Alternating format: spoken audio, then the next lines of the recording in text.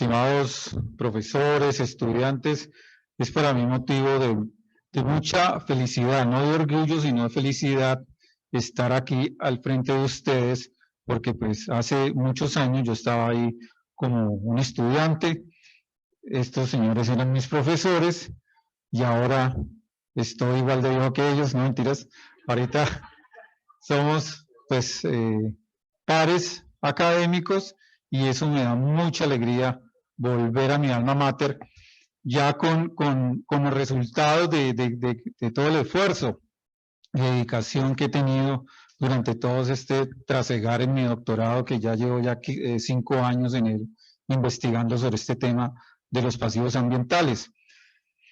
Bueno, antes de empezar la conferencia, quiero hacer precisión en unas cositas muy pequeñas. Lo primero que quiero hacer precisión es que el doctorado que yo estoy haciendo es de ciencias ambientales, y cuando uno piensa en ciencias ambientales como que eso está muy lejos de la contabilidad, ¿no? Y es así, está lejos de la contabilidad. Mi doctorado lo estoy haciendo en la Facultad de Ciencias Naturales y Exactas de la Universidad del Valle. Entonces, donde hay físicos, donde hay matemáticos, donde hay químicos. Y entonces, cuando yo entré a esa facultad, pues para mí eso fue un shock. Y a mí me veían pues como mosco con leche, como dice vulgarmente, ¿no? Porque un contador ahí en medio de físicos y químicos, como yo era el único contador en la historia de ese doctorado que he llegado ahí. Pero afortunadamente me sostuve y ahorita ya estoy terminando. Entonces, esta presentación que estoy haciendo, esta conferencia, básicamente es una conferencia para trazar puentes de comunicación entre esas disciplinas que son tan lejanas, ¿ya? Epistemológicamente, metodológicamente, están muy distantes. Esto que estoy haciendo aquí, que es un aporte muy chiquitico al conocimiento, ayuda al menos a trazar un caminito para comenzarnos a comunicar entre esas disciplinas. La segunda cosa que quisiera decir, o si quisiera de pronto dar a entender, es acerca de esa palabra que hay ahí de complejidad. La quiero hacer antes porque en mi presentación no la vuelvo a nombrar nunca más, porque doy por entendido que esa palabra ya está entendida, pero porque yo sé que aquí hay estudiantes y algunos no tienen esa apreciación, entonces quisiera simplemente decir que esa palabra de complejidad se refiere a un enfoque científico que se le da a la ciencia, a una forma de ver la ciencia. Entonces hay dos formas de ver la ciencia, una que es lineal, más orientada a la matemática, y otra que es compleja, que está orientada a ver los fenómenos más reales que lo que la matemática los puede describir. La matemática solamente puede describir los fenómenos más simples del universo. Lo más fácil lo puede describir la matemática. Lo realmente difícil no lo puede describir la matemática solamente. Necesita de otras cosas. Entonces, cuando hablo de un enfoque complejo, quiere decir que además de la matemática vemos otras cosas, como por ejemplo todo el mundo de las ciencias sociales, incluso de la filosofía misma.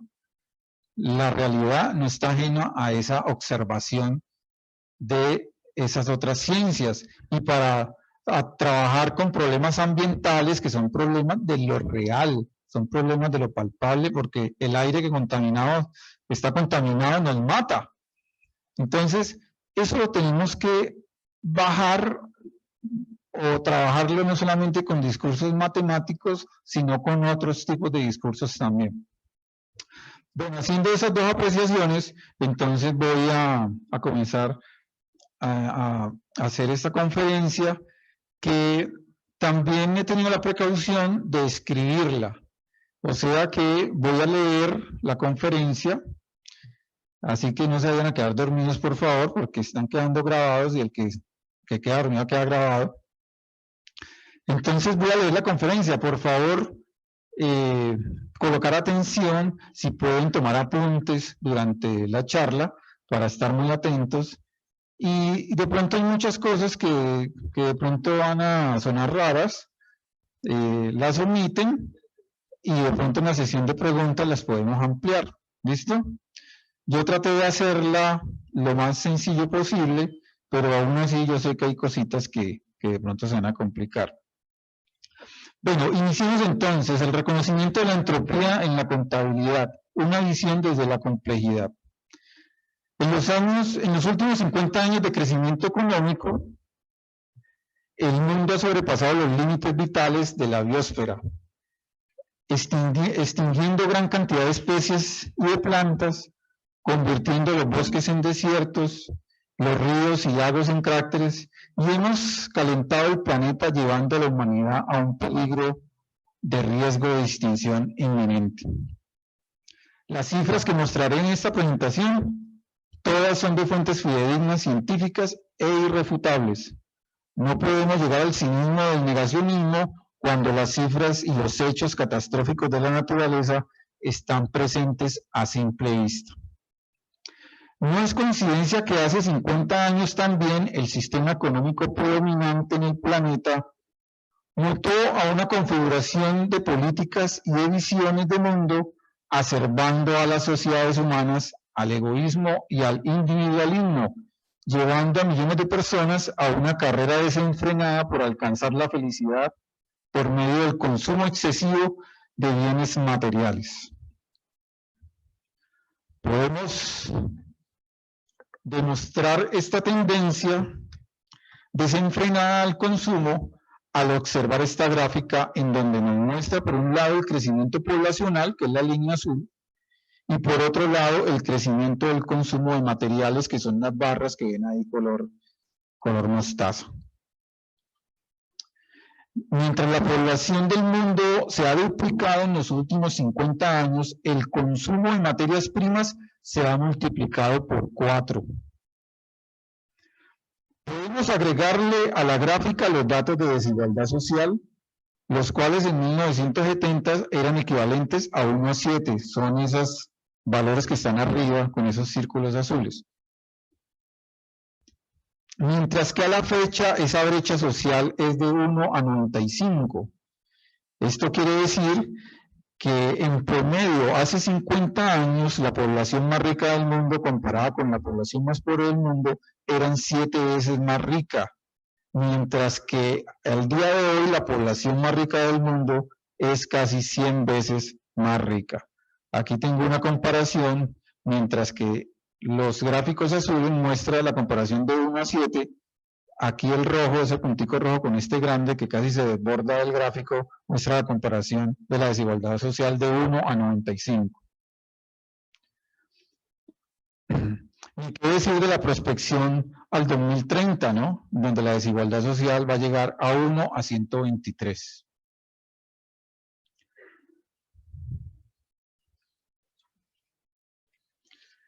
Esto demuestra una relación directa entre crecimiento económico y el aumento de la desigualdad social del mundo.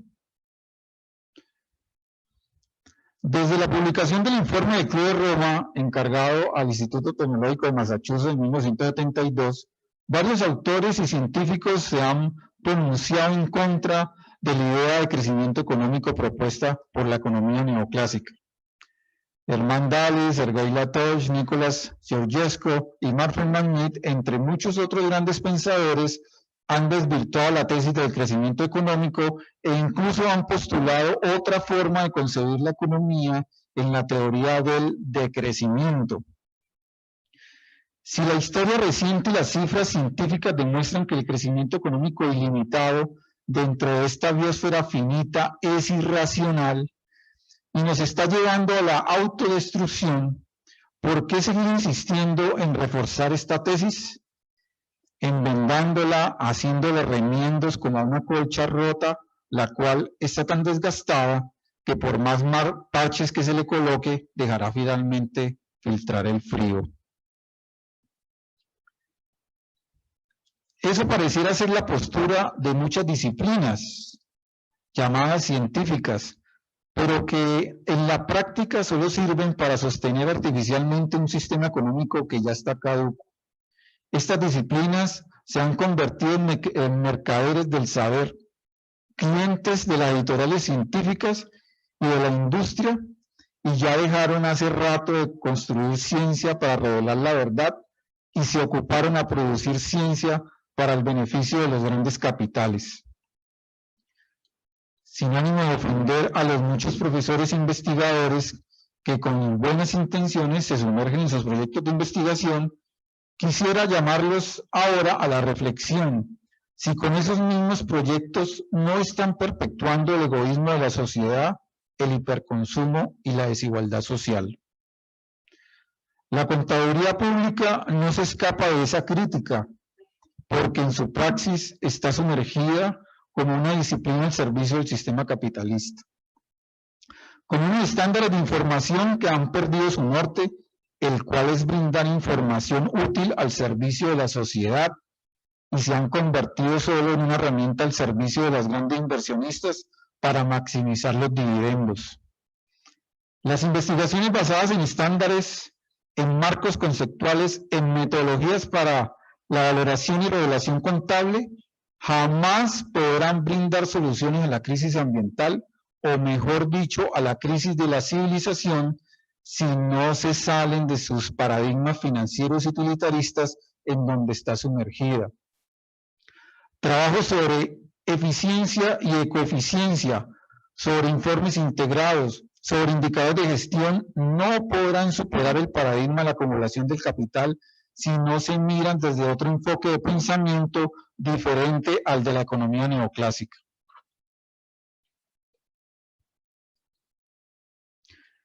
Esto se debe a que el sistema económico predominante está basado en unos supuestos teóricos con grandes diferencias con los sistemas reales, con grandes diferencias con los sistemas naturales. El sistema económico neoclásico contradice en sus postulados epistémicos a la estructura y al funcionamiento de los sistemas del mundo real. Uno de esos principios fundamentales que no tiene en cuenta la economía actual es el principio de la entropía, al cual me centraré en explicar en qué consiste esa entropía y por qué es fundamental que se tenga en cuenta en los sistemas económicos y por lo tanto en los sistemas contables, que tiene como objeto representar los hechos económicos de manera más fiel posible con la realidad. Uno de esos principios fundamentales que no tiene en cuenta la economía. Antes de abarcar el concepto de la entropía, es necesario aclarar que este nace en la ciencia de la física, específicamente en la rama de la termodinámica. Existe al menos 3 leyes fundamentales de la termodinámica. Algunos sostienen que hay 4 leyes. Pero para efectos de esta explicación, solo vamos a hablar de la primera y la segunda ley de la termodinámica. También quiero aclarar que el autor Nicolás Georgescu en 1970 publicó su obra La ley de la entropía y el proceso económico, abriendo paso a toda la discusión sobre la ley y su aplicación en la economía. Mi aporte en esta conferencia es exponer la idea de Nicolás Georgescu y aplicarla a la contabilidad. Entonces, entremos en materia y vamos a exponer la primera y la segunda ley de la termodinámica. Aunque son de la física, en realidad son fáciles de entender. Vamos a ver en la economía. La primera ley de la termodinámica es conocida como la ley de la conservación de la energía. Esta ley dice que la energía total del universo es constante, que siempre al sumarla da lo mismo. Se puede expresar más claramente con la frase la energía no se destruye, sino que se transforma. Una frase que todos hemos escuchado, ¿no? Pero ¿qué tiene que ver la economía y la contabilidad con la primera ley de la termodinámica? La relación existente entre la economía y la ley de la conservación de la energía es que los postulados de la economía neoclásica son coherentes y afines a la primera ley de la termodinámica, pero no tienen en cuenta la segunda ley. O sea, la economía se basa en la primera ley de la termodinámica, pero no tiene en cuenta la segunda ley.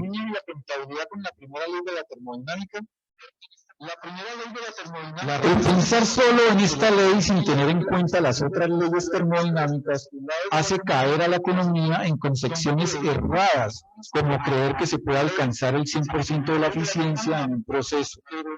En errores como asegurar de que los sistemas, al tener siempre disponible el total de la energía, pueden llegar a funcionar para siempre o a perpetuidad. O pensar, como lo sostiene literalmente el modelo neoclásico de la economía, que los sistemas pueden tener un crecimiento económico infinito. Solamente tener presente la primera ley sin tener en cuenta la segunda ley de la termodinámica hace caer en estos sendos errores a la economía. Esto es similar a enseñar a un niño solo la idea de que los alimentos te hacen fuerte y crecer, sin decirle nunca que si come en exceso puede enfermar, sufrir complicaciones cardíacas, obesidad e incluso podría morir prematuramente. Pero miremos qué es lo que dice la segunda ley de la termodinámica o la ley de la entropía, para entender mejor lo que estamos hablando. Esto es similar a enseñar a un niño solo la idea de que los alimentos... La ley de la entropía es la pérdida de energía de un sistema, que hace que todo sistema tienda al caos o al desorden. Todo sistema en el universo, desde las galaxias, sistemas solares, planetas, átomos, incluyendo todos los seres vivos y los sistemas sociales, pierden energía a través del tiempo. Así que aunque la primera ley dice que la energía total del universo es constante y no se pierde, sino que se transforma, la segunda ley dice que parte de esa energía transformada no se puede volver a utilizar porque se disipa en el entorno. Todo sistema finalmente se desordenará por causa de la entropía, así sea un sistema físico o biológico. Si es físico, colapsará y se destruirá, y si es biológico, entonces diremos que morirá. Nuestra muerte es la consecuencia de la entropía en nuestros sistemas como animales humanos. Los sistemas sociales tampoco se escapan a estos principios universales. Todos estos finalmente están estructurados por una combinación de materiales físicos como los edificios y la infraestructura y otros elementos biológicos como los mismos humanos que conforman las organizaciones. Los sistemas sociales no son eternos. Quizás permanezcan más tiempo que los seres humanos de manera individual, pero finalmente todo sistema, toda organización social tendrá un final, producto de la entropía que la embargará, ya sea porque sus medios físicos colapsen o sus miembros humanos mueran. El orden de un sistema se puede prolongar por un tiempo a costa de la materia de energía del entorno, que incluye otros sistemas. O sea, un sistema se mantiene o es sostenible a costa de la generación de entropía en otros sistemas. Vamos a colocar dos ejemplos, una máquina y nuestro cuerpo humano.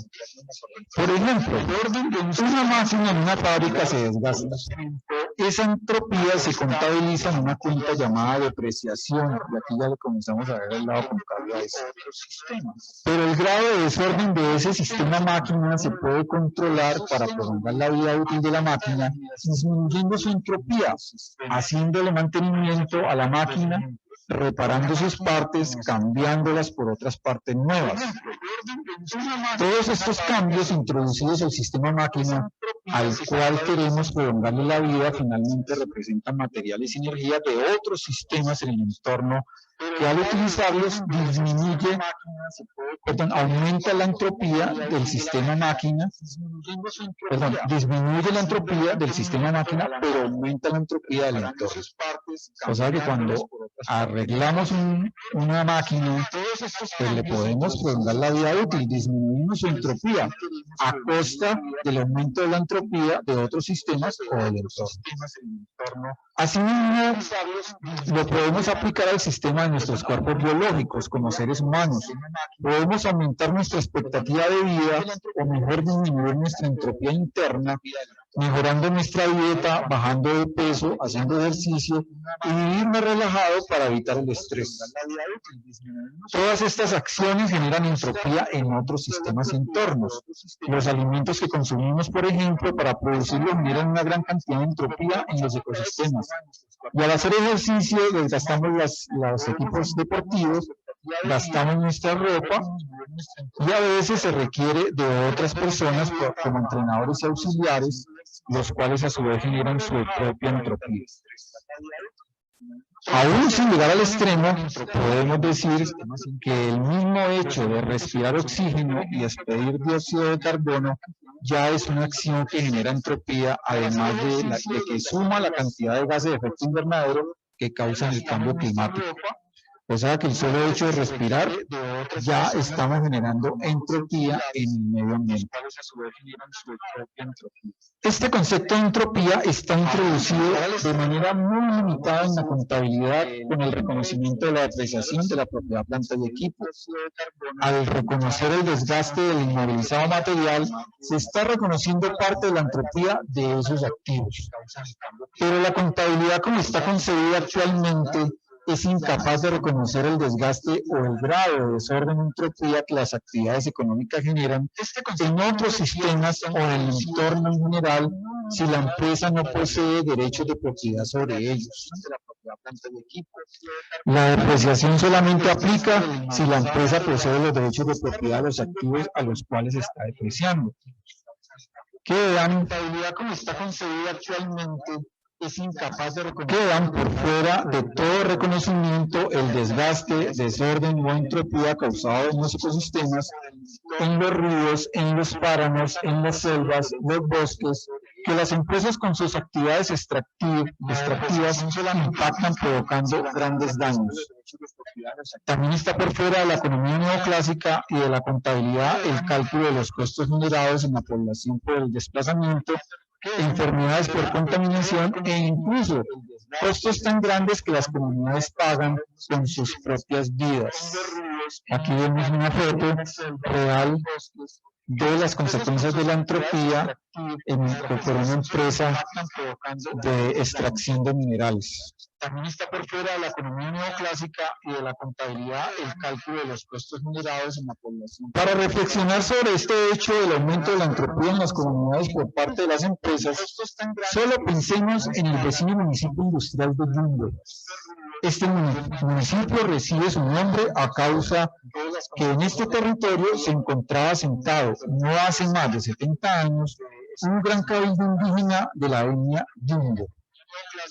Un grupo de personas que en tiempos precolombinos, según fuentes antropológicas, migró de las selvas amazónicas y llegó al actual territorio colombiano, yendo cada vez más al norte hasta asentarse en el fértil valle del río Cauca y en lo que hoy llamamos municipio de Yumbo. Hoy día, después de que el municipio fue dedicado a la industria, toda esa etnia, el 100%, fue desplazada e incluso se marginó tanto al grado que a la fecha no existe ningún miembro vivo de esa comunidad. ¿Dónde están los indios Yumbo? ¿Quién responde por su reciente desaparición? Nunca se ha escuchado que habrá un responsable sobre este aberrante episodio de la historia industrial reciente del Valle del Cauca. Estudiantes de la Universidad del Valle han sido los únicos que han registrado este hecho histórico, el cual no ha tenido ninguna divulgación en medios de comunicación. El municipio, el gobierno, la nación, en complicidad con las grandes industrias que se asientan en Yumbo, guardan silencio absoluto frente al asunto. Podemos decir, a la luz del análisis que estamos haciendo de la entropía, que la entropía generada por la industria en Yumbo Valle ha sido tan grande que ha exterminado a etnias enteras. No en épocas de la conquista, sino ahora en plena modernidad. Este hecho no es aislado. Sucede en muchos territorios en Colombia, a lo largo y ancho de toda América Latina. Las comunidades indígenas, negras, campesinas y poblados de pobres son víctimas a diario de la entropía que se genera en sus territorios y en sus propias comunidades. El planeta Tierra finalmente se calentará mucho más y será absorbido por el Sol en algunos millones de años y desaparecerá, producto de esa gran entropía en todo el sistema solar. Pero nuestras actividades humanas están acelerando tanto el calentamiento global que nuestra desaparición será en pocos años. Con todas las actividades industriales que realizan las empresas para producir los bienes y servicios que venden, aumenta aceleradamente la entropía en todo el planeta. La pregunta que se desprende de esto es, ¿por qué la economía no tiene en cuenta este fenómeno físico y universal de la entropía en todos los sistemas? Por supuesto que si la economía neoclásica, que es la dominante y hegemónica, no tiene en cuenta la entropía, mucho menos lo tendrá en cuenta la contabilidad corporativa. La razón fundamental de este grado de emisión de la entropía es que el modelo neoclásico de la economía está pensado teniendo en cuenta solo la primera ley de la termodinámica, la ley de la conservación de la energía, sin tener en cuenta la segunda ley de la entropía, el cual, reitero, es la que explica que los sistemas se desordenan y no pueden ser eternos. La razón fundamental de este grado de emisión de la entropía es las soluciones que da el sistema neoclásico a la actual crisis ambiental son insuficientes y antes, en algunos casos, se puede decir que aumenta la entropía en el planeta. Como dice el dicho popular, es peor la cura que la enfermedad. Por ejemplo, las propuestas sobre reciclaje caen en el error de enfatizar en la primera ley de la termodinámica sin considerar la entropía y plantean soluciones exageradas que se convierten en modas bajo el eslogan como reciclaje 100% o desperdicio cero. Estas frases tienen un efecto perverso en la economía y en los ecosistemas, puesto que en últimas los que hacen es disminuir los costos de las materias primas y disparando su consumo y por lo tanto aumentando exponencialmente su demanda. Porque todas las materias primas provienen del mismo origen, la biosfera es la que finalmente paga los costos del aumento de la entropía que se genera al requerir más materias primas. Puesto que en últimas los que hacen es disminuir los costos de las materias primas y disparando. Lo mismo podemos decir de la economía circular, aunque es una teoría bien intencionada y su aplicación podría ralentizar el proceso de calentamiento global. Su concepción filosófica se basa en un círculo sin fin, eterno de materias primas que se transforman y se vuelven a utilizar, haciendo olvidar a las empresas y a los consumidores que la realidad material que expresa la segunda ley de la entropía. Los sistemas de energía perpetua son imposibles. No existen los sistemas eternos. Son cuentos de hadas. Creer en ellos se basa en un optimismo tecnológico que en muchas ocasiones se asemeja a tener una fe ciega en un dios mitológico. La tecnología ha sido un factor determinante de la actual crisis de la civilización que vivimos. ¿Cómo podría esa tecnología ser la solución? Ahondando más en las soluciones basadas en la primera ley de la termodinámica que brinda el sistema económico neoclásico, podemos traer a colación los objetivos para alcanzar lo que ellos llaman desarrollo sostenible. La primera versión de esos objetivos, llamados los objetivos del milenio, lanzados en el año 2000 por las Naciones Unidas, fue un rotundo fracaso según los mismos informes de la ONU.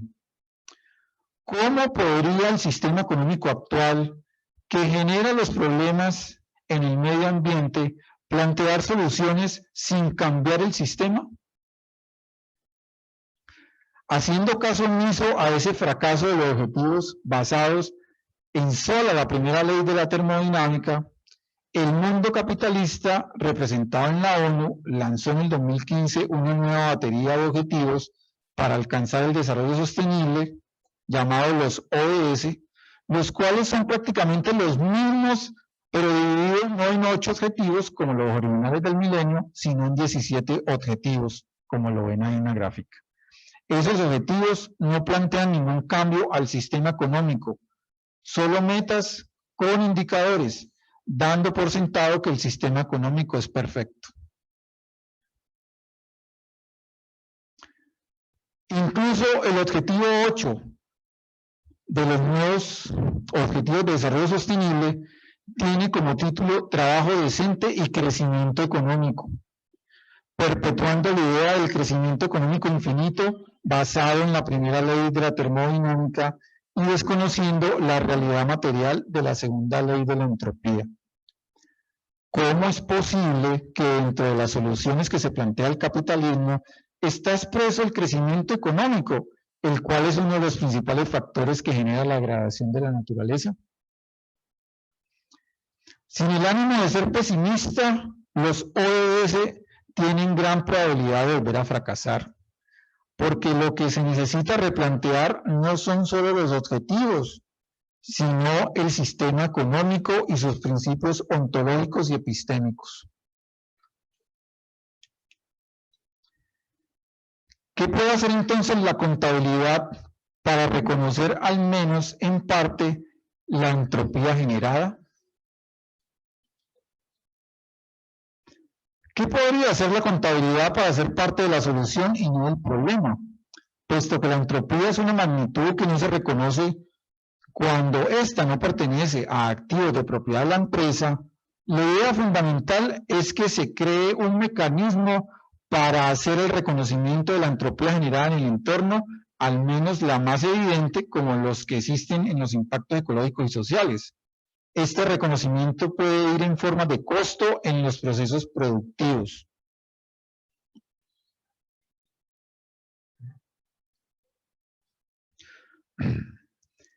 Esto técnicamente dentro de la economía se conoce como costos de remediación o reparación.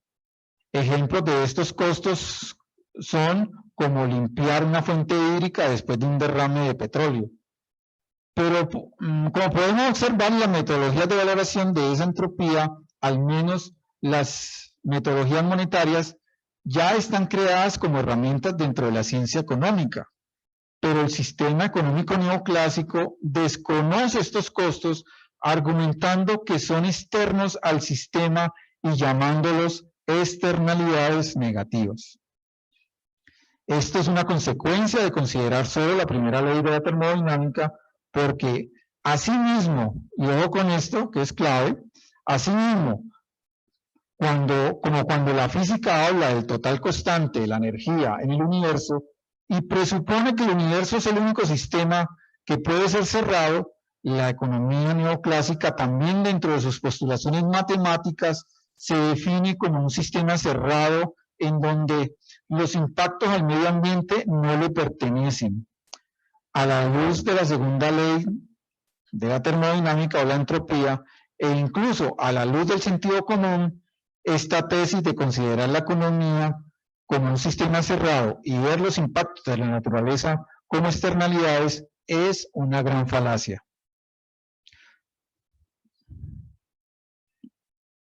Basta con observar el siguiente gráfico en donde nos muestra la realidad de las relaciones entre el mundo biofísico y la economía. La economía es un subsistema del sistema social y la sociedad, a su vez, es un subsistema inmerso en el macrosistema llamado biosfera o planeta Tierra. La economía no es un conjunto cerrado. Pero, ¿por qué el sistema capitalista? Pero porque el sistema capitalista permanecerá de manera indefinida, a no ser que los seres humanos decidamos cambiarlo. Mientras logramos eso, no podemos quedarnos con las manos cruzadas esperando realizar ese cambio para poder registrar contablemente la entropía del medio ambiente dentro de los costos de producción. Así que es aquí donde entra un concepto muy importante al cual yo he dedicado 5 años de mi investigación doctoral, el cual es los pasivos ambientales, como lo ven ahí en esa flecha al final de la gráfica. Los pasivos ambientales son las deudas que generan las empresas al desconocer los costos de la entropía generada en el medio ambiente. O sea, los pasivos ambientales son los costos que las empresas generan al no reconocerlos cuando impactan el medio ambiente. Las empresas, al no pagar los costos de la entropía, estos se convierten en deudas que pueden ser cobradas por sus beneficiarios, los cuales pueden ser las comunidades afectadas o el Estado, cuando se trata de resarcir impactos ecológicos en territorios sin títulos de propiedad o bienes comunes. Los pasivos ambientales se plantean aquí como un instrumento contable para reconocer la entropía dentro de un periodo de transición del capitalismo a otro nuevo modelo económico como el que plantea la economía ecológica.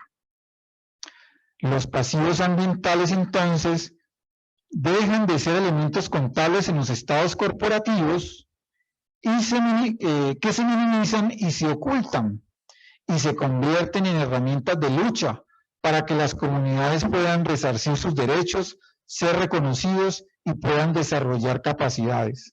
Son los pasivos ambientales no solo instrumentos para reconocer la entropía, sino también armas en defensa en contra de la explotación y la injusticia. El cobro sistemático de los pasivos ambientales podría ayudar a distribuir mejor el capital, hoy en día altamente concentrado, y además también impactarían las actividades económicas insustentables, las cuales tenderían a reducirse o a desaparecer. Como debe ser, las actividades que son altamente generadas de entropía no deberían de existir, como por ejemplo la industria del carbón y la industria del oro. En mi tesis doctoral estoy demostrando que el monocultivo de la caña de azúcar genera tanta entropía que podría llegar a ser insustentable y por lo tanto sería una de esas actividades que al cobrar los pasivos ambientales podría desaparecer.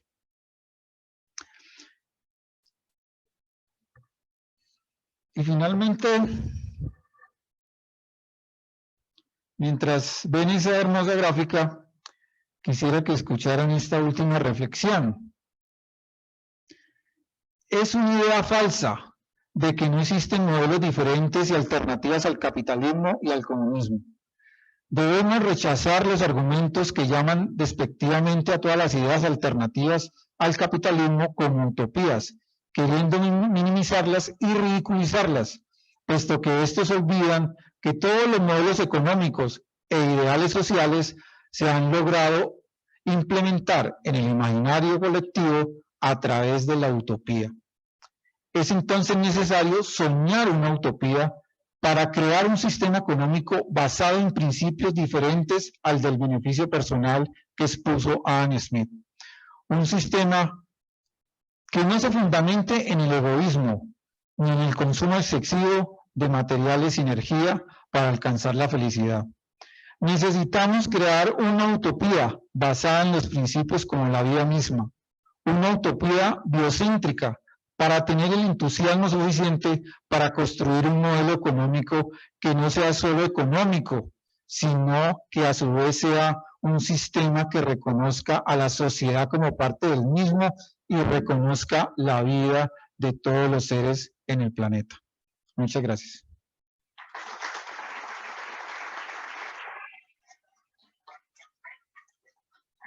Bueno, finalmente quiero hacer un comercial acerca de una red que estamos desarrollando, una red de investigación en contabilidad ambiental, la cual ya llevamos en este momento, en el momento que saqué esta gráfica, llevábamos 44 personas vinculadas formalmente a la red.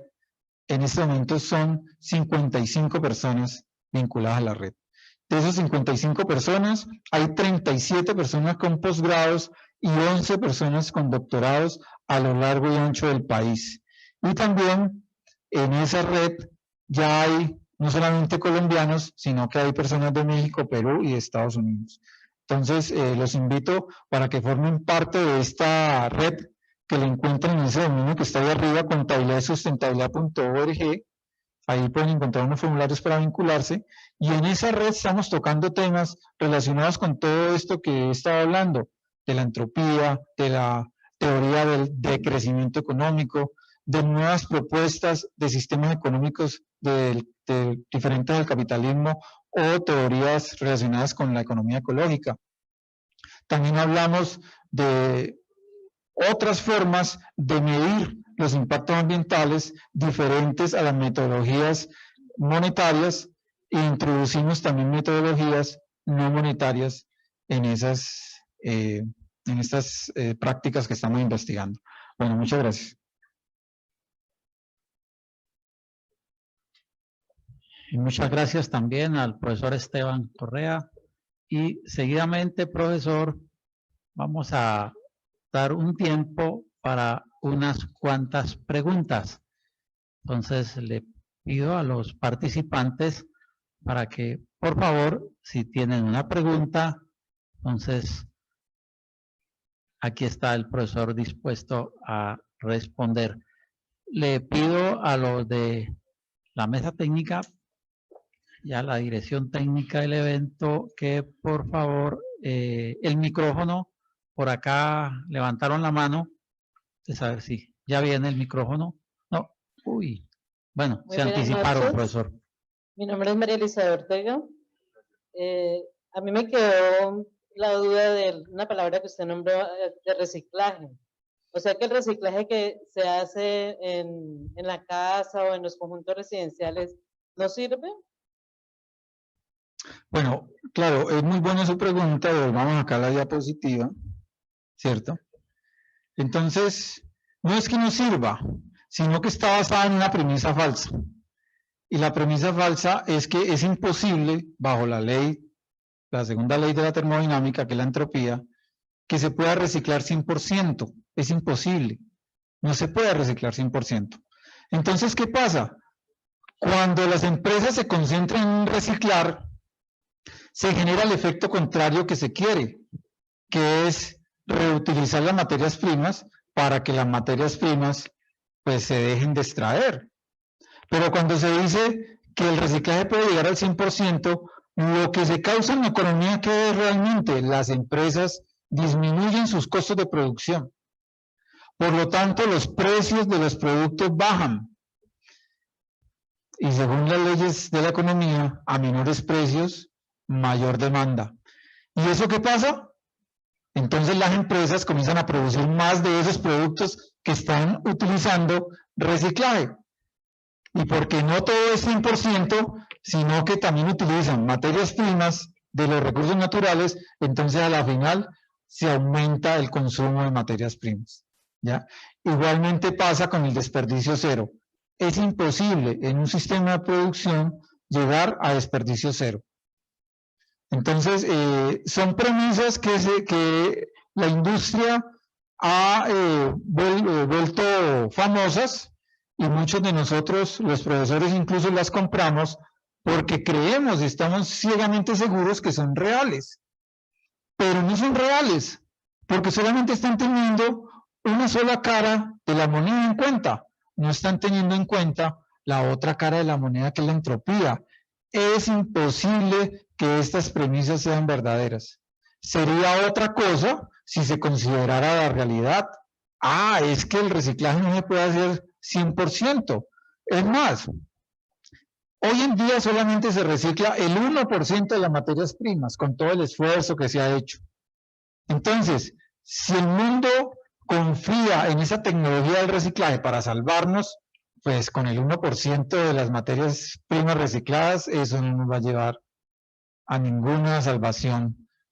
Obviamente que sí ayuda, ¿no? Ayuda el reciclaje, pero visto desde la teoría de la primera ley de la termodinámica, pues desdibuja la realidad. Hay que ver las dos leyes, la primera y la segunda ley. El profesor William Rojas levantó la mano. Sí, es que de todas maneras, ahí me parece como muy problemático una cosa. hay una crítica epistemológica muy fuerte a la concepción de entropía en lo social. Porque si bien es cierto que funciona en las ciencias naturales, en las ciencias sociales todo es ambiguo, como lo diría Gustav. Entonces, la pregunta que a mí me parece es, en el marco de la entropía, como un concepto de las ciencias sociales, al trasladarlo a una ciencia social o a una disciplina social con la contabilidad, digamos, a mí me gustaría que nos ampliaras cómo ha sido ese tránsito para llegar allí.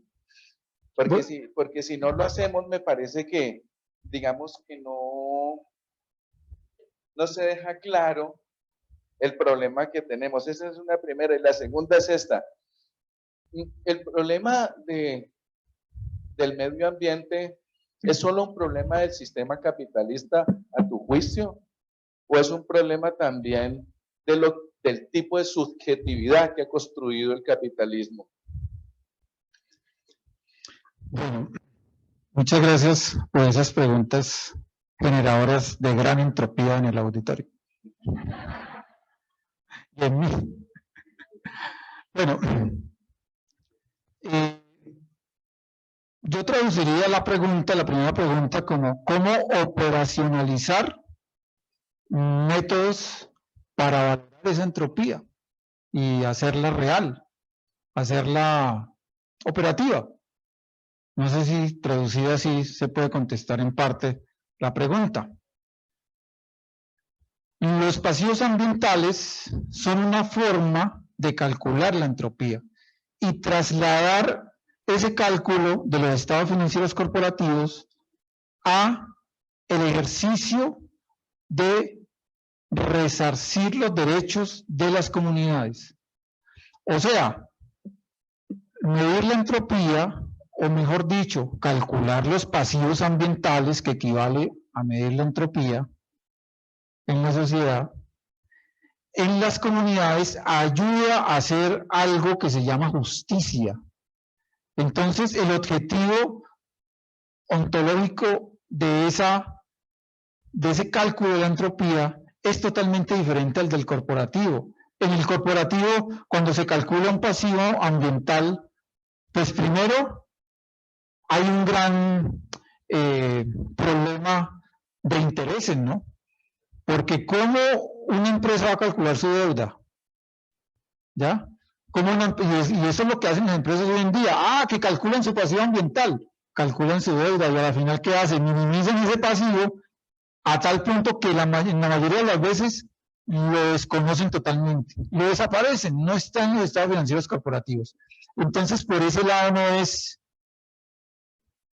me parece más viable que sean las personas que pueden cobrar ese pasivo, o sea, los beneficiarios de ese pasivo. ¿Quiénes son los beneficiarios del pasivo ambiental? Los que sufren los impactos ambientales.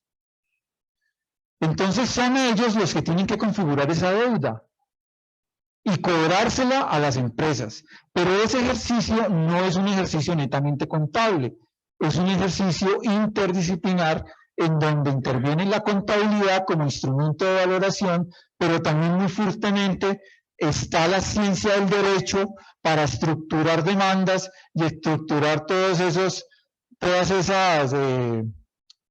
papeles para exigir al responsable que pague. Entonces, una forma de calcular y de operacionalizar esa entropía, ese cálculo de la entropía, es a través de los pasivos ambientales. Visto no desde el marco de la economía neoclásica, sino desde el marco de otro marco teórico, que es la ecología política, que es otro marco conceptual muy diferente, pero precisamente esta conferencia está dictada para comenzar a trazar puentes entre esos diferentes marcos conceptuales, ¿no? ¿Cómo sería una contabilidad hecha por las comunidades? No para maximizar los dividendos, sino para hacer justicia ambiental. Un marco teórico relacionado con la ecología política. Eso sería muy interesante. Y ahora, la segunda pregunta que me dice el profesor William es si para mí el causante de toda esa entropía y de todos esos impactos es el sistema capitalista. No solamente es el sistema capitalista, sino que porque el sistema capitalista es el predominante y el hegemónico, es él el que tiene la mayor responsabilidad. Porque bien tenemos que decir y aclarar que los sistemas socialistas y comunistas en el pasado también han sido grandes generadores de entropía, porque no han sido ecologistas. Es más, con una perspectiva mucho más fuerte, el comunismo se implementó en Rusia, en la antigua Unión Soviética, con una forma de depredar el medio ambiente muchísimo más fuerte que lo hizo en su momento los países alineados con el capitalismo. O sea, los dos enfoques son generadores de entropía.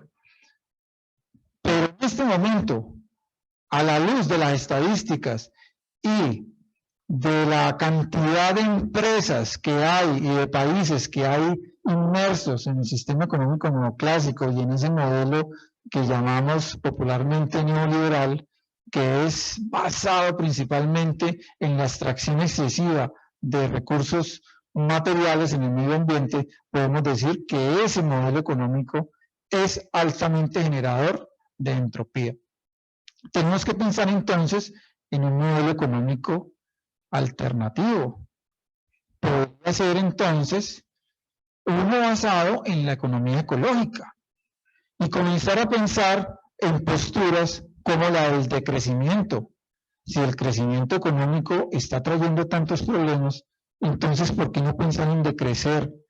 Mire que en los primeros datos que coloqué en la diapositiva, en esta gráfica estadística, lo que mostré fue el crecimiento poblacional versus el crecimiento del consumo de materias primas. Entonces, mientras nosotros en los últimos 50 años hemos crecido poblacionalmente en un 50%, nuestro consumo de materias primas no ha crecido en un 50%, ha crecido 4 veces más.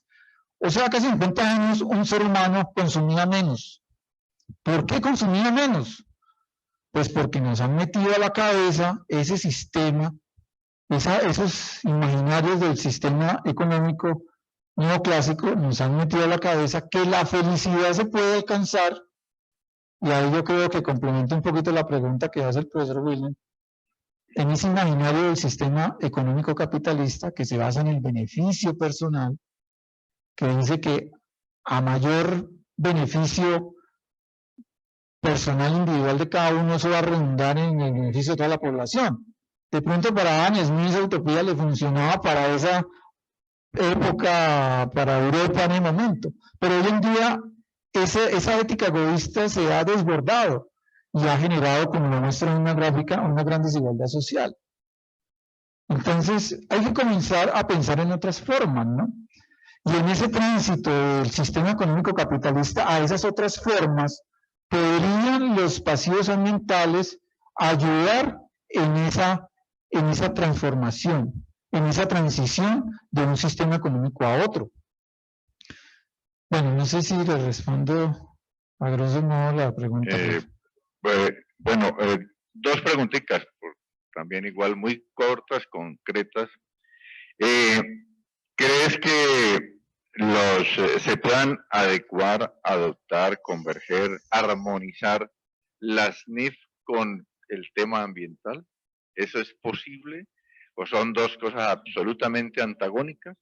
Segunda, la contabilidad tradicional como la conocemos, la partida doble y todo lo que conocemos, la teneduría de libros, ¿se acabó el fin de la contabilidad o qué se puede hacer o qué espera a los que vienen, a los nuevos estudiantes y cuál es ese enfoque? Bueno, si se puede armonizar las normas internacionales a esta concepción de la generación y la valoración de la entropía, no se puede. ¿Por qué no se puede? Primero, porque las normas internacionales tienen una limitante rotunda. Y es que las normas internacionales, miren cómo se llama, normas internacionales de información financiera. Entonces, ahí están limitadas. Y la entropía no se puede valorar solamente en lo financiero. ¿Cuánto vale? Yo les hago la pregunta no para que la contesten, simplemente para que la reflexionemos.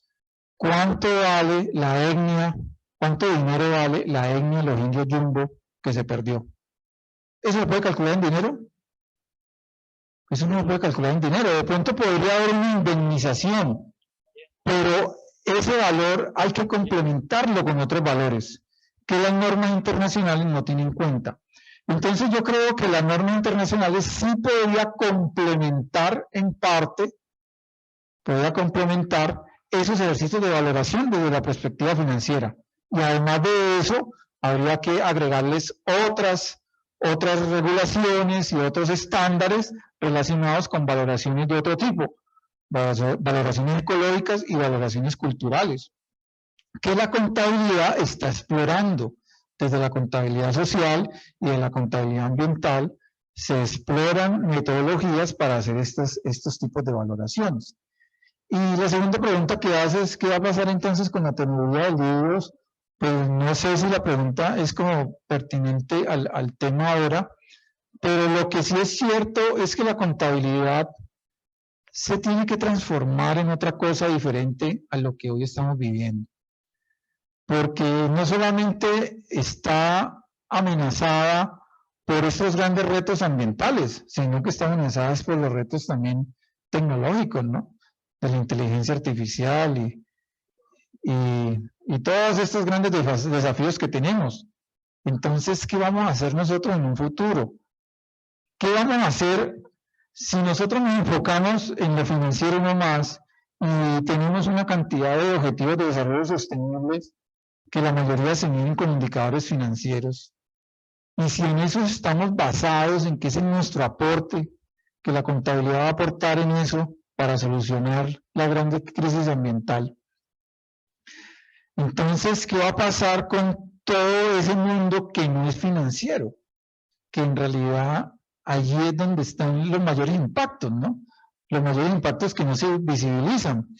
En mi tesis yo he tenido una experiencia muy bonita y es poder salir del escritorio.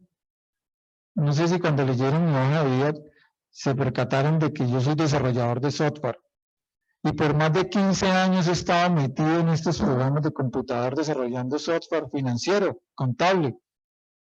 Para mí fue un reto salir y dejar a un lado ese computador e ir a las comunidades, ver realmente a ver cuáles eran los impactos culturales, ecológicos y ambientales que generaba la industria de la caña de azúcar, que es la que yo estoy investigando. Eso me dio otra visión diferente a cómo valorar los pasivos. Un pasivo ambiental no se puede valorar con una simulación estadística en un computador. Hay que salir al campo y ver, porque es muy diferente cuando uno dice, es que este bosque se puede recuperar con $1 millón. Pero cuando uno va al bosque y ve que se talaron 200 hectáreas y que la gente le comienza a contar a uno, es que en estos bosques había nutrias, había culebras, había iguanas, había humedales, nosotros nos bañábamos ahí, nosotros compartíamos el fin de semana en familia aquí, podíamos cultivar aquí en parcelitas diferentes cosas, recogíamos frutos de esos árboles del bosque de manera silvestre. Todo eso no está en ese $1 millón que estoy valorando, que básicamente se basa en el precio de la madera del bosque. ¿Y dónde están todas esas especies endémicas que se perdieron? ¿Dónde está el costo de la vida social que se perdió en esa comunidad, que ya no existe? ¿Y dónde están, por ejemplo, todo ese autosustento que tenían las familias con el pan coger, que ya no existe tampoco? Entonces, eso no está en las valoraciones monetarias, ni se puede valorar con un simulador en un computador. Uno tiene que ir. Y otra cosa muy importante, compañeros, relacionadas con la pregunta que hace el profesor, es que nosotros, además de comenzar a valorar cosas en otras dimensiones diferentes a lo financiero, tenemos que comenzar a trabajar con personas de manera interdisciplinaria, porque hay cosas que no podemos nosotros valorar por nosotros mismos. Nosotros, los contadores, no estamos en capacidad, desde el punto de vista de la formación que recibimos, de hacer una valoración cultural, por ejemplo. Tenemos que apoyarnos en un sociólogo, o en una persona que hace trabajo social, o en un economista social. Y tenemos que comenzar a trabajar en equipo. Nosotros de pronto no estamos familiarizados con esos métodos de valoración, podríamos hacerlo, porque pues todos estamos en capacidad de aprenderlo, pero nuestra formación que tenemos en este momento no. Pero entonces, ¿qué hacemos? No podemos volver a repetir la carrera. Lo que sí podemos hacer es comenzar a trabajar en equipos. Ah, que necesitamos hacer una evaluación cultural. Ah, entonces hablemos con personas que tengan competencias en eso, formemos equipos, y lo que sí podemos nosotros hacer es dar fe pública de que esa información se levantó de manera científica. Eso sí lo podemos hacer nosotros, ¿cierto? Y eso está dentro de nuestro marco de acción. ¿Quién dijo que nosotros los contadores solamente dábamos fe pública de información financiera? ¿Quién dijo eso? ¿Eso dónde está? Escrito. En ninguna parte está escrito. Nosotros damos fe pública es de la información de los hechos económicos de la empresa. Y los hechos económicos de la empresa son multidimensionales. Así que no solamente son financieros, sino que son sociales y ambientales. Así que podemos dar fe pública de todos esos hechos. Bueno, no sé, por acá había otra, profesor Gerson. Bueno, en la teoría general de sistemas, el concepto de entropía tiene otro uso. Allá más bien se ve es como una magnitud física a través de las cuales se logra medir cuál es la cantidad de energía que no genera trabajo. Cuando uno hace estos análisis, se tienen que hacer en dos dimensiones, en aspectos sociales y en el aspecto que mencionabas de la ecología de la biosfera, ¿no es cierto? Bueno, entonces, hagamos el primer análisis desde el contexto de la biosfera. Yo tuve la oportunidad de trabajar en una fábrica de plásticos durante 5 años y allí observaba cómo los desperdicios que generaba el plástico se utilizaba para hacer otro producto que se pudiera reusar con ese plástico. Hasta que llegaban a un momento dado que ya lo que quedaba era tan rígido, es decir, había una energía, pero que hacía ese plástico volviera una roca. Aún así, no había cómo deshacerse ese material y pues se pagaron muchos años bodegas por ese material. Hace unos 10 años, cuando empezó la moda del tema de las canchas sintéticas, vi cómo esta empresa que había almacenado durante muchos años, casi 15 años, había almacenado estas tortas plásticas que le llamaban, que eran casi como piedras y pesaban. Vieron una oportunidad cuando mezclaban ese plástico con el caucho y empezaron a hacer canchas sintéticas. Es decir, se le encontró un uso. Entonces, ahora mencionaba que el tema de tecnología que pronto no lo veías como la posibilidad. Hay un principio en sistemas que dice que los problemas se solucionan desde donde está su origen. Si su origen es la industria, pues la solución está en la industria. Entonces la pregunta es la siguiente. ¿Con la entropía se podría medir o se podría establecer un modelo matemático que pueda medir hasta dónde realmente se puede dar esa medición de la entropía y lograr identificar en un momento dado dónde se da esa dispersión de esa energía que ya no genera trabajo? Sería la primera pregunta. Respondamos después de trabajar otra porque es otra dimensión. ¿Listo? Bueno, si la segunda pregunta va a ser tan difícil como la primera, pues démosle la palabra a otro compañero. Ah, mentira. Bueno, sí, es cierto, desde la física el concepto de la entropía tiene varias interpretaciones. Una de esas interpretaciones es la que dijo el profesor Gerson. Es la pérdida de energía de los sistemas. Energía que no se puede reutilizar. ¿Ya? No es que la energía se desaparezca, porque contradiciría la primera ley de la termodinámica. La energía no se desaparece, sino que la energía se disipa. Y no se disipa en el ambiente. Y sale incluso del planeta y el sistema solar y se va por el vacío, el supuesto vacío del universo. Y no se puede volver a utilizar. Eso lo que genera es que los sistemas con el tiempo se comienzan a degradar. ¿Qué sí podemos hacer? Inyectarle energía externa para que el sistema se vuelva a ordenar. Yo por eso tengo esta gráfica y me gusta más, es más comprensible y más operativo cuando uno habla de no energía que se disipa, sino del orden, del desorden que se genera en los sistemas, que es la otra forma de concebir la entropía. O sea, la entropía, ¿qué es? Además de energía que se disipa, es la cantidad de desorden que se genera en un sistema. Esa gráfica, ¿qué representa? Es la gráfica de un gas, ¿ya? Es un gas, el que está aquí, el primero que dice menor entropía, está frío. Entonces el gas frío tiene las moléculas en menor entropía, o sea, ordenaditas. A veces están tan ordenadas que forman cubos de hielo, ¿se han visto? Que el hielo a nivel microscópico tiene una figura incluso geométrica muy hermosa, están ordenados. Pero cuando ese gas se calienta, las partículas se desordenan. O sea, cuando se calienta se genera mayor entropía. Entonces, los sistemas se pueden volver a ordenar si se inyecta entropía. Pero ¿qué pasa? Cuando se ordena un sistema, se desordena otro.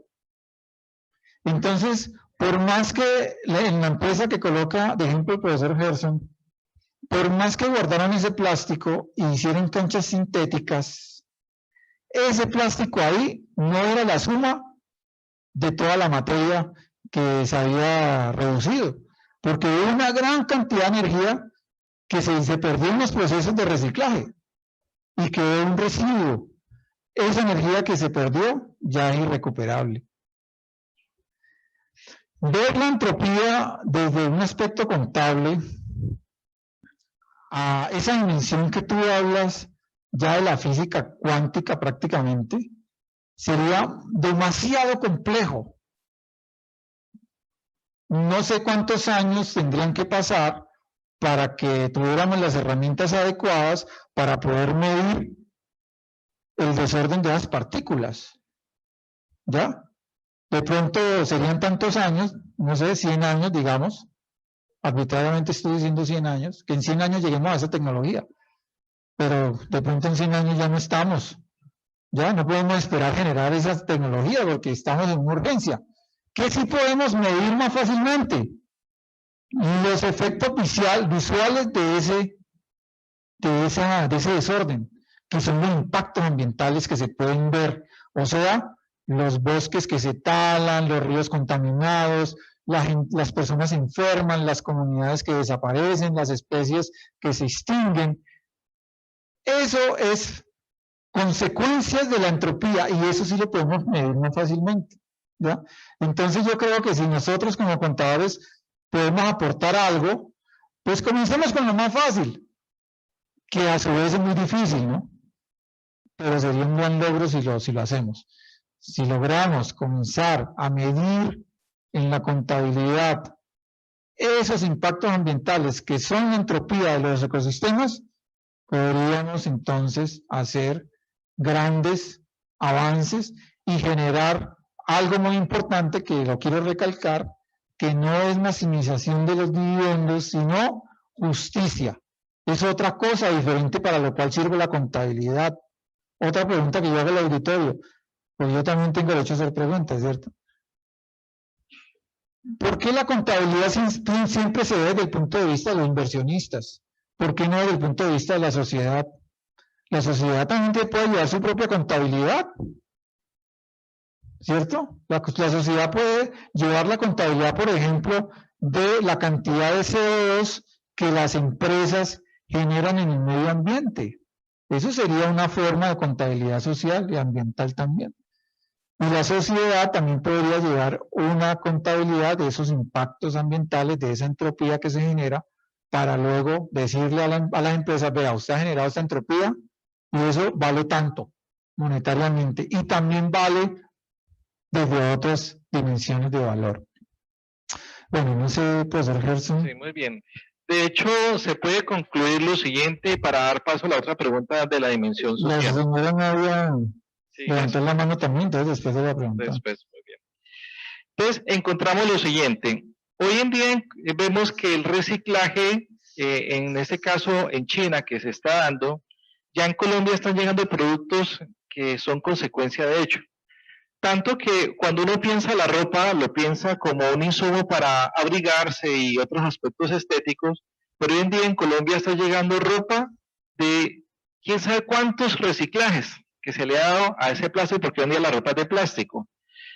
Está a ese nivel de reciclaje que tiene esas prendas que no se pueden usar. En la sola postura la persona se raya de las características que tiene, es decir, ya su nivel de entropía está al máximo. Bueno, entonces, cuando uno llega al contexto de la dimensión social, usted planteaba el tema de los pasivos ambientales medidos desde afuera y no desde la empresa, ¿no es cierto? Y que si la empresa lo haría, pues lo podría ocultar o minimizar y desaparecer, entonces sería riesgoso. Entonces la pregunta es, si se plantea ese esquema que desde afuera esos stakeholders empezaran a decir, vean, nos debe tanto por tales conceptos, pues eso se puede desbordar y podría llegar al colapso de la economía mundial. De hecho, ya está en el colapso, porque lo estamos viendo, por ejemplo, aquí en Colombia con el tema del coronavirus, cómo están diciendo cosas arbitrarias los bancos a las superintendencias para salir de la crisis que hoy tuvo que cerrar la bolsa a las 2 de la tarde porque todos los bancos estaban perdiendo valor en su mercado. Entonces, si ya estamos viendo una situación de esa naturaleza, ¿no sería mejor hacer como una pausa en el camino y plantear un modelo de pasivos de aquí en adelante que la misma empresa puede publicar diciendo, listos, yo ya sé de entrada cuáles son los impactos negativos que estoy generando? Empecemos a destinar recursos para mitigar esos impactos.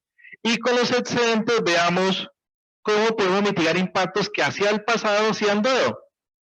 Porque si lo hacemos de que ya reconocemos el pasivo, es inviable el emprendimiento, las empresas, entonces no sería tampoco la solución. Bueno, yo estoy planteando unos conceptos y marcos teóricos que de ahí se pueden comenzar a pensar en cómo operacionalizarlo, ¿cierto? Tu pregunta va más orientada de cómo podría ser esa operación. Yo desde mi concepción de contador, pero también de, digamos así, economista ecológico adoptado, yo creo que la solución no está en el sistema económico capitalista. Yo creo que este sistema tiene que cambiar, porque es el que ha generado los impactos y los problemas. El acumulador. Entonces, se debe plantear un nuevo sistema económico que no esté basado en el crecimiento económico, que esa fue una de las primeras premisas que debatí aquí, bajo la premisa que está basada en la primera ley de la termodinámica, ese crecimiento económico infinito.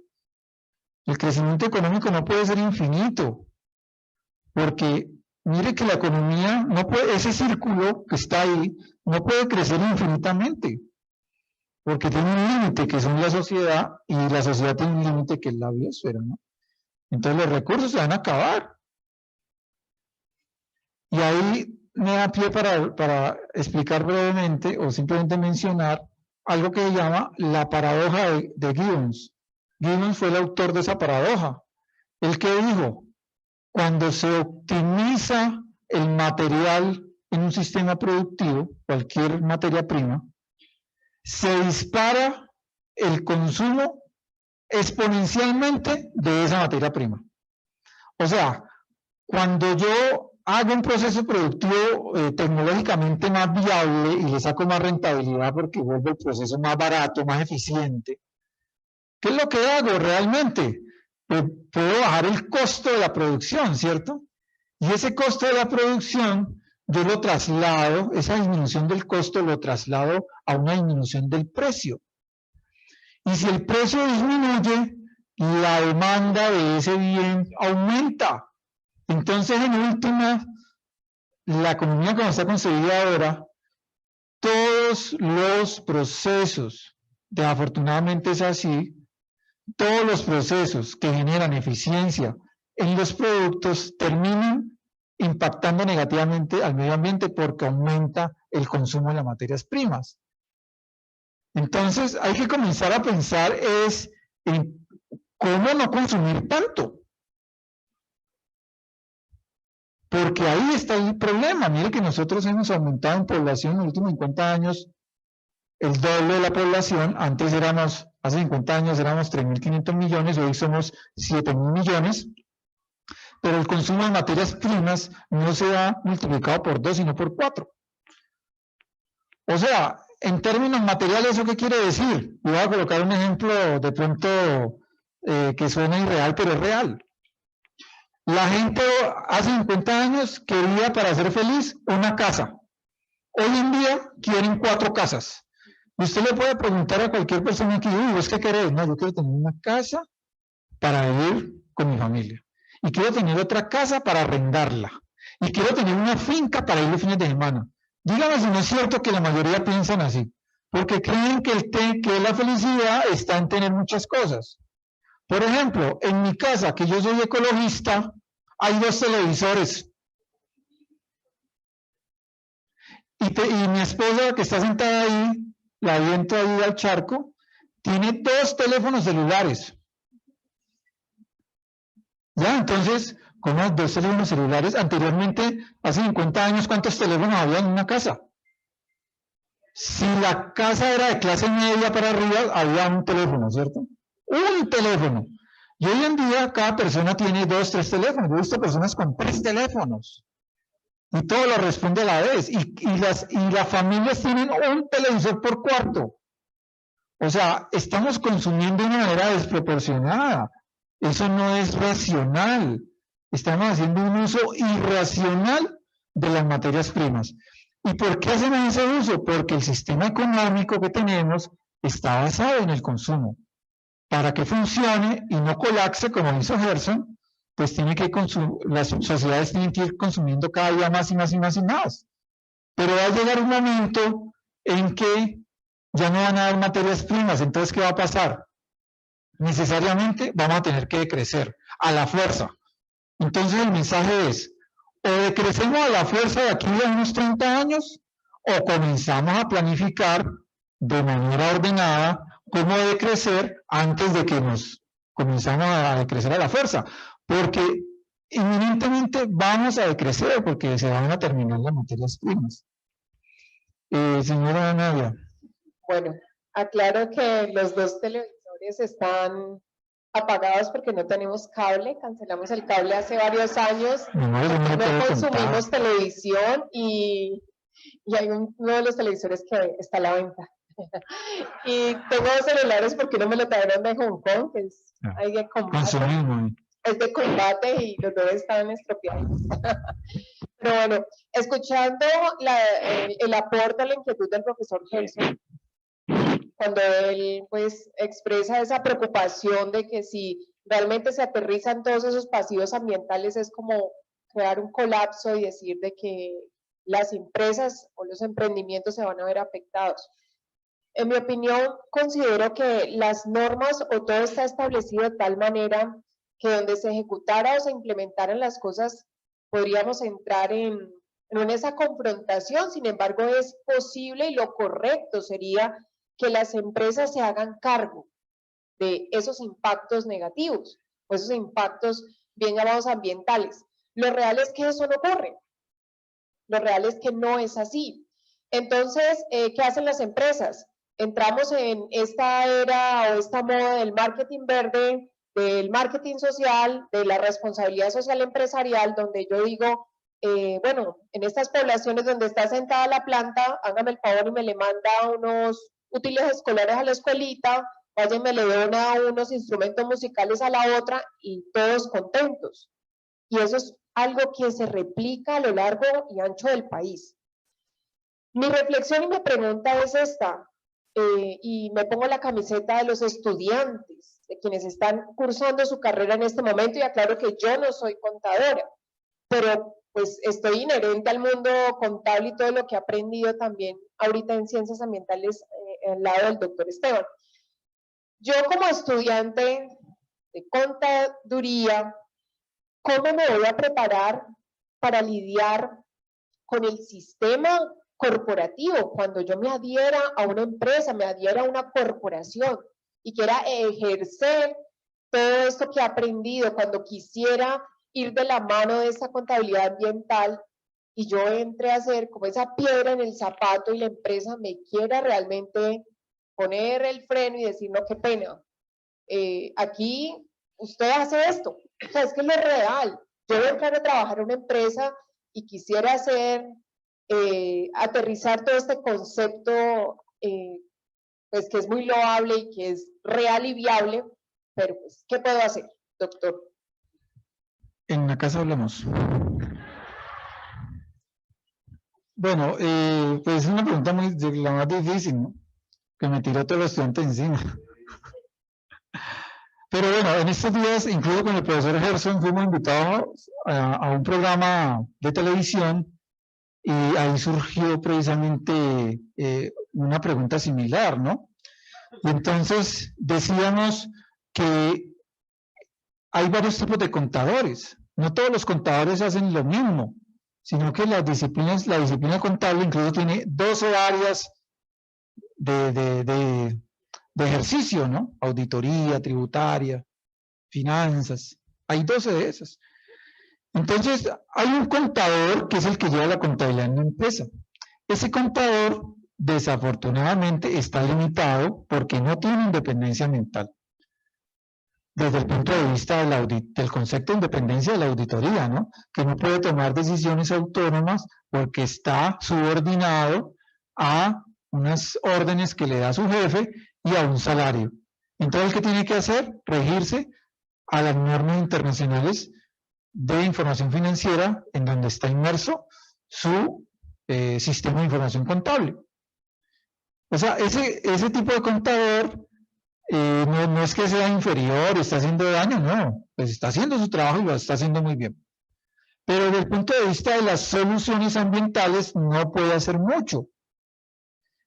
¿Qué contadores son los que podrían aportar más o en una proporción más? Podrían ser los contadores auditores. Porque los contadores auditores, ellos sí pueden decir, vea, es que usted está haciendo estos daños ambientales. Usted tiene esta planta de este ingenio cañero y tiene esta escuela aquí y le está dando educación a estos niños o le brindó infraestructura para la educación de los niños, pero está contaminando las fuentes hídricas. Entonces, ese edificio que usted hizo ahí, que le costó 50 millones de pesos, no compensa con la limpieza de estas fuentes hídricas que vale 3 millones de dólares. Entonces, mire que el auditor sí tiene independencia mental y criterio para hacer ese tipo de presión a las empresas para que reconozcan los impactos. Ahora, ¿qué pasa? El auditor también tiene unas limitantes, porque el auditor solamente audita la norma, ¿cierto? La normatividad vigente de cada país y de cada estándar para el cual fue contratado para su auditoría. Y si la norma ambiental no contempla, por ejemplo, algunos desperdicios que se están tirando al río, o los niveles de desperdicios están muy laxos y permite que las empresas viertan desperdicios como actualmente aquí en Colombia existe, ¿cierto? Que las empresas tienen autorización de verter ciertas cantidades de desperdicios o emitir ciertas cantidades de CO2. Entonces, si las normas son muy laxas, el contador se ve limitado. Entonces, ¿qué pasa? Necesitamos otros contadores más interdisciplinarios que comiencen a generar esas normas. Contadores que estén en los congresos de las repúblicas de los países. Contadores que hagan presión a estos grupos de congresistas que hacen estas normas. Contadores que se muevan en las esferas de las grandes corporaciones para que creen conciencia, o contadores también que sean dueños de esas corporaciones. Entonces necesitamos un gran número de contadores en todas las esferas del poder para que se genere todo el ambiente necesario para el control. Si no, pues un solo contador o varios grupitos de contadores ambientalistas pues no van a poder hacer nada, ¿no? Pero como dice el profesor Mario por acá, los contadores docentes, y aquí que hay varios, ¿cierto?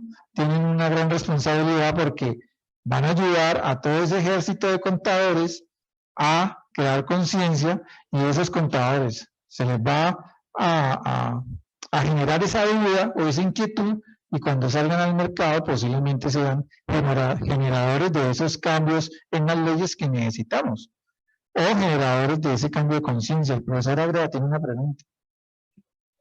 Yo tengo otra pregunta acá. Ya, bueno. Sí, pues díganme bueno, ustedes. Tengo dos consideraciones. Primero, yo diferencio lo que es la contabilidad social de la contabilidad de mercado. Son totalmente diferentes. La una maneja precio y la otra valores. Ahora, dentro de ese contexto, también implica lo siguiente. La economía empezó con producción, distribución y consumo, pero le metió acumulación. Y esa parte de acumulación implica que el crecimiento es limitado con los recursos limitados. Entonces, esto es una exageración. Ahora, dentro de la parte, digamos, de cosmovisión que debe tener un contador y la parte holística, se debe trabajar de manera interdisciplinaria este asunto. Porque tiene que haber cartógrafos, tiene que haber, ¿cómo se llaman? O sea, un equipo interdisciplinar, ¿sí? Sociólogos, para poder determinar la forma de cuantificar, la cuantametría, como se llama, de cuantificar el efecto. Ahora, dentro de la parte que las empresas, no, por voluntad propia van a contabilizar el pasivo ambiental, eso es muy difícil, porque uno ve las empresas multinacionales pidiendo a los gobiernos que bajen los salarios, que le pongan los salarios de la China, para ir acumulando. Y van a otras partes y dicen, no, nosotros necesitamos que ustedes, los impuestos, si están pagando en la empresa 35, necesitamos pagar el 17. No nos cobren IVA y no nos cobren de pronto, ¿cómo se llama? Impuestos remesas. Clávenos las cooperativas o otra institución. Entonces, ellos lo único que les interesa es acumular por el mundo. Entonces, yo creo que difícilmente ellos van a cuantificar el daño ambiental que le dan al país. Oye, no preguntemos al Cerrajón. Ahora, dentro de esa cuantificación del daño... Tengo la pregunta, sí, porque hasta ahora no me ha hecho ninguna pregunta. No, la pregunta es la siguiente. Para mí es dudoso que las empresas puedan cuantificar el pasivo ambiental. Lo hablo desde el punto de vista de sociedad civil. ¿Por qué? Porque ya he tenido una experiencia. Aquí, por ejemplo, llegó no digo el número de la multinacional, y se aprovechó de la ley PAES. Y allí le dijeron, bueno, usted entra ahí y no paga impuestos 10 años. Y fuera de eso, ni industria y comercio. Lo único que necesitamos es que ustedes ayuden a la comunidad. ¿Qué hizo? Llamó a los líderes, les dio 4 millones de pesos para que socializaran el proyecto, y lo que más invirtió fue 300 millones de pesos, que fue o sea, darle una bicicleta a los muchachos, y lo otro fue un puesto de salud, no más. Ahora, después se benefició con... Mario, faltan dos personas más para las preguntas. Uno es el estudiante y otro el profesor Agreda. Entonces, por favor, hagamos las tres preguntas en bloque. Ya, listo. Porque pues ya el tiempo se acabó y yo trato de responder las tres preguntas en un solo tiraje.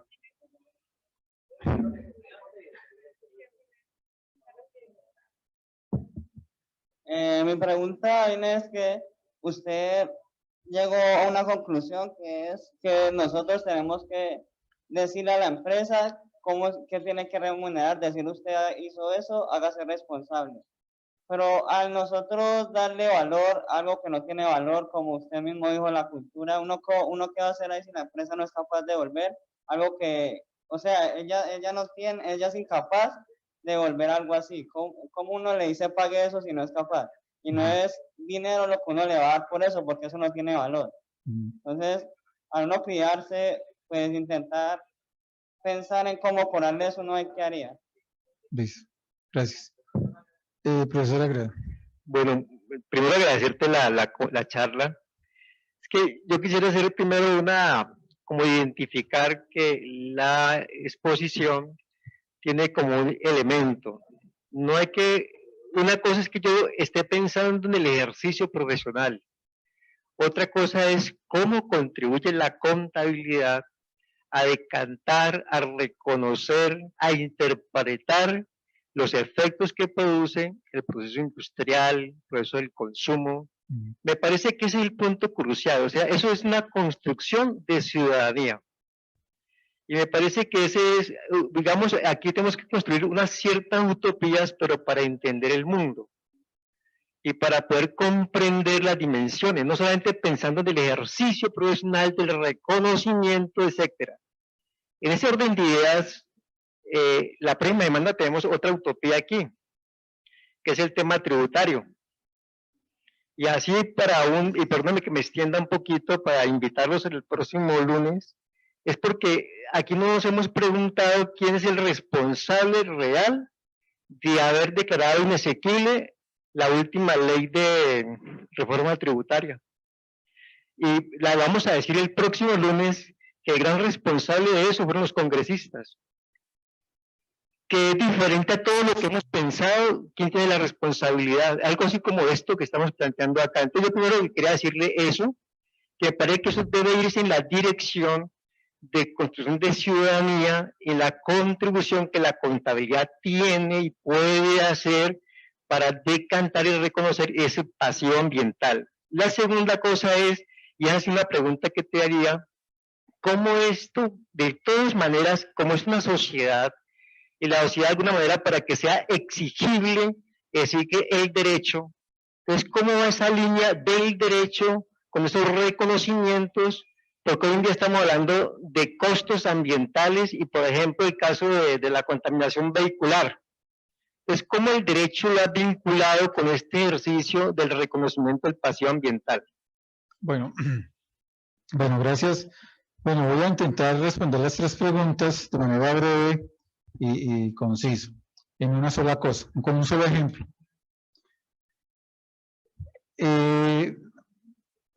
Hubo un gran derrame de petróleo en la selva amazónica ecuatoriana durante 30 años seguidos, provocado por la Exxon Texaco. Ese pasivo ambiental se contabilizó y se le colocó una demanda a la Exxon Texaco para que la Exxon Texaco pagara ese pasivo.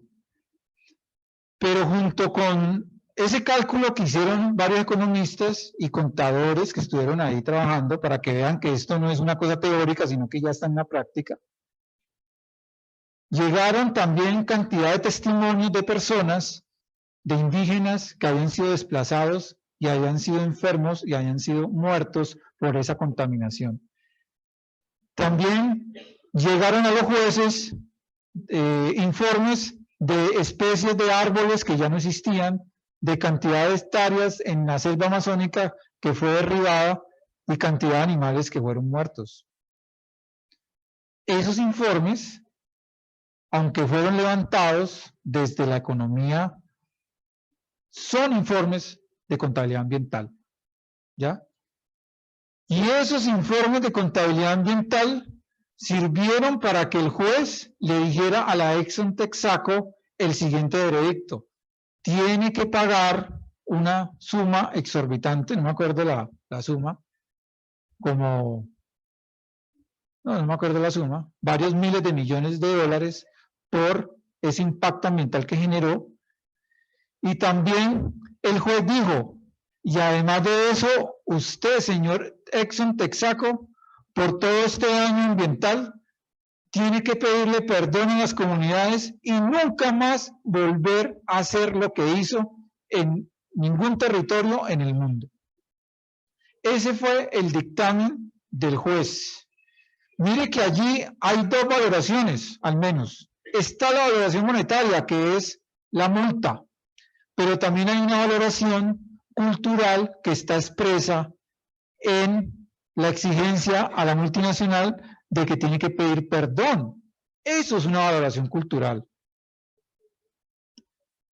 La Exxon ha pagado parte de ese pasivo ambiental, pero hasta ahora no ha pedido perdón.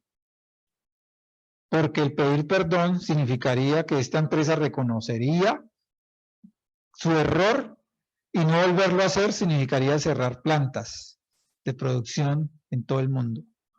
Pero mire que desde el derecho le está exigiendo a él que tiene que pagar ese pasivo ambiental con un valor simbólico, que es muy sencillo, ¿cierto? Hacerlo, pero le va a costar mucho a la empresa.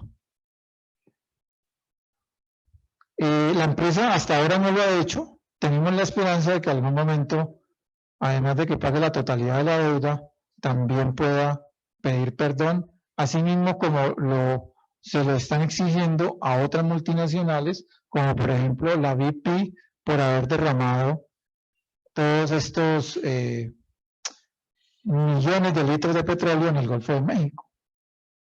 Bueno, a diferencia de la Texaco, la BP sí pagó la deuda y pidió perdón. Bueno, no sé si con eso, en parte, quedó respondida la pregunta. Muchas gracias.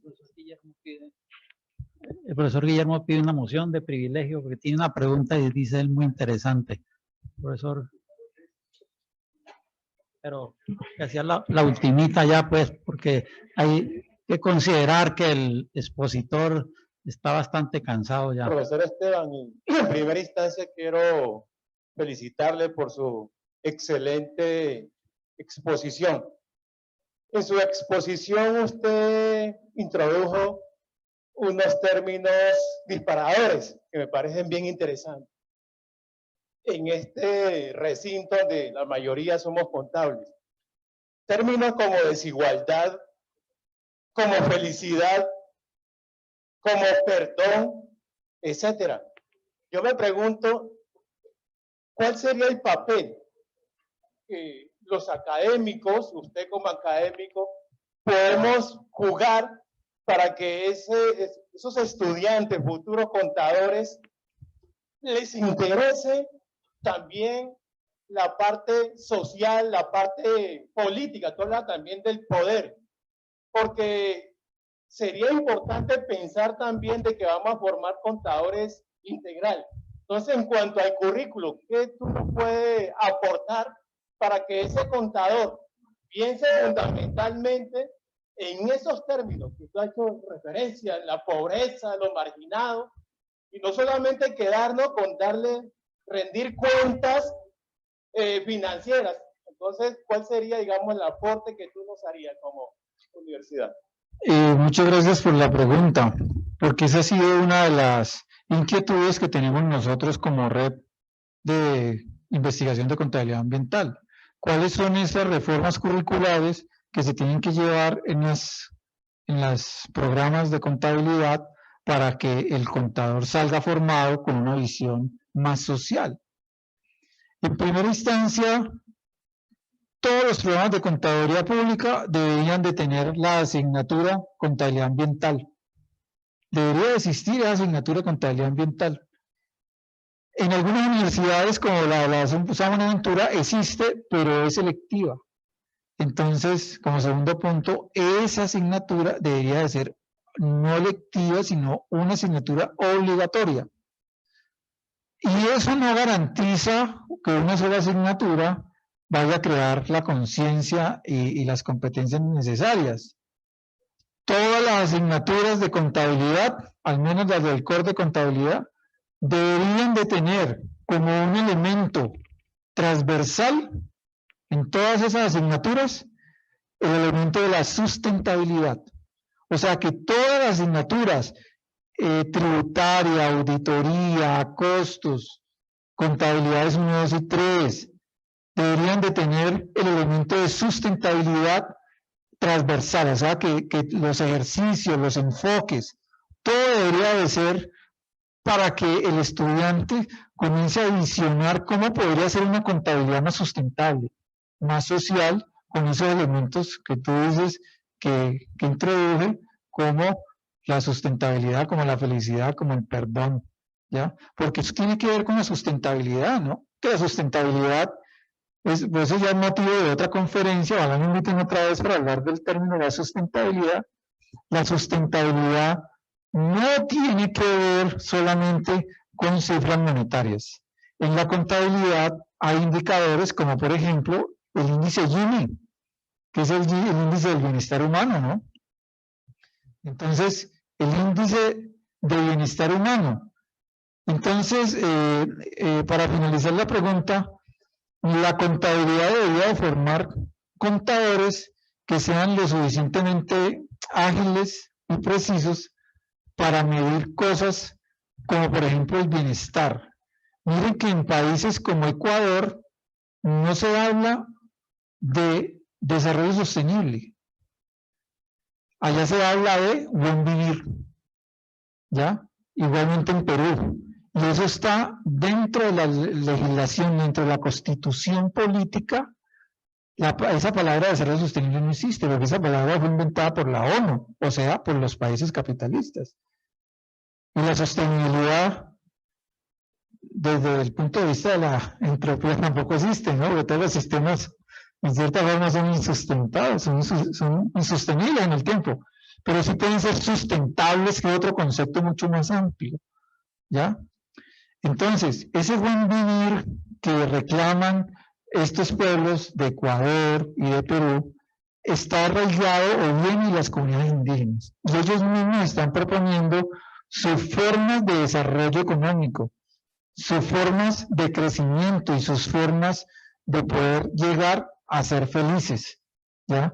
Entonces la contabilidad debería ser capaz de eso, ¿no? Identificar cuál es ese modelo, ese estándar de felicidad que quiere llegar la población, no el estándar de felicidad que es impuesto desde organismos transnacionales. Bueno, gracias, profe, por la pregunta.